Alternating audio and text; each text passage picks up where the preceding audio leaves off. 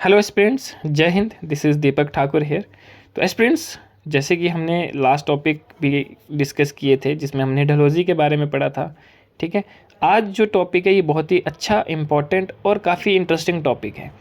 तो ये जो टॉपिक है कि why Renuka lake is named as Renuka ji, मतलब कि जो ये झील है इसका नाम रेणुका क्यों पड़ा, है ना। सबसे पहले अगर हम बात करें इसके ज्योग्राफिकल पॉइंट ऑफ व्यू से, तो आपको पता है कि जो रेणुका लेक है वो डिस्ट्रिक्ट सिरमौर हिमाचल में जो है वो है। और ये अगर हम बात करें तो हिमाचल की सबसे बड़ी नेचुरल लेक है जिसका सरकमफ्रेंस अप्रॉक्सीमेटली 2.5 किलोमीटर है, ठीक है। और ये आपकी एक वेटलैंड भी है, ठीक है। अगर हम बात करें अंडर रामसर कन्वेंशन, ये एक रामसर साइट भी है, ठीक है। और ऐसा कहा जाता था कि रेणुका झील के long the side of Renuka lake यहाँ से गिरी नदी भी जो थी वो पहले फ्लो करती थी, ठीक है। अब हम आते हैं अपने मेन टॉपिक पर कि why Renuka lake named as Renuka ji, ठीक है।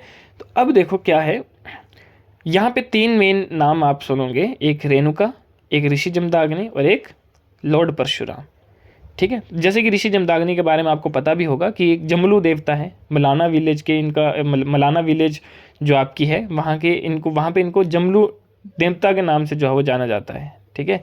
तो वही ऋषि जमदाग्नि है ये। और ऋषि जमदाग्नि और रेणुका जी का क्या रिलेशन है आपस में कि जो रेणुका जी हैं वो ऋषि जमदाग्नि की पत्नी है और जो परशुराम है ये इनका यंगेस्ट सन है, ठीक है। अब आते हैं हम स्टोरी में।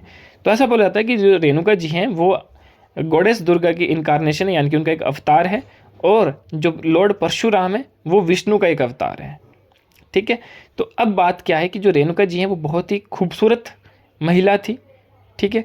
तो उस टाइम क्या था कि एक एम्परर था वहाँ का, सहस्त्र अर्जुन, जो कि रेणुका जी से शादी करना चाहता था, ठीक है। और मतलब उनके लिए वो मतलब पागल था, वो एक दीवाना था रेणुका जी से। रेणुका जी से वो बहुत ही प्यार करता था। लेकिन जो ऋषि जमदाग्नि थे उनसे ये बात सहन नहीं हुई और उन्होंने परशुराम को क्या बोला कि आप अपनी माता का वध कर दो, उनको मार दो, उनको असैसिनेट कर दो, ठीक है। अब परशुराम यहाँ पे दुविधा में आ गए क्योंकि परशुराम अपने पिता की बात को टाल भी नहीं सकते थे और अपनी माता को कैसे कैसे मार देते। लेकिन फिर परशुराम को याद आया कि मैं अपने पिता से कोई भी एक वचन मांग सकता हूँ जो पिताजी को पूरा करना ही पड़ेगा। तो उन्होंने क्या किया, पहले तो अपनी माता का वध कर दिया, उनको असैसिनेट कर दिया।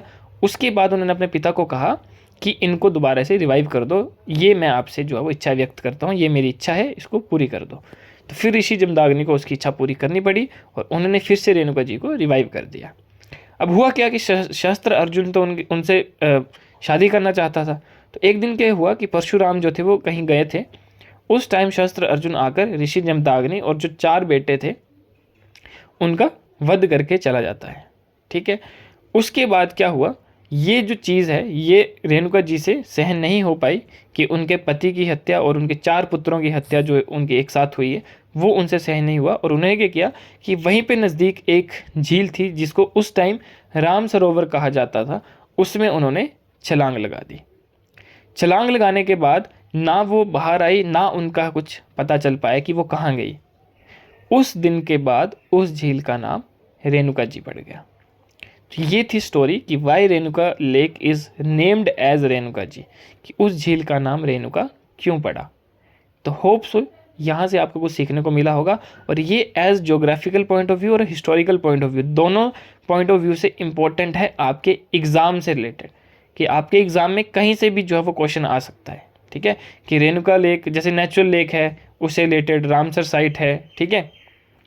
और जो इसकी इस लेक की शेप है वो एक स्लीपिंग वुमेन की तरह है, ठीक है। तो कई बार ऐसा क्वेश्चन में आता है कि कौन सी लेक है हिमाचल की जिसकी शेप स्लीपिंग वुमेन की तरह है।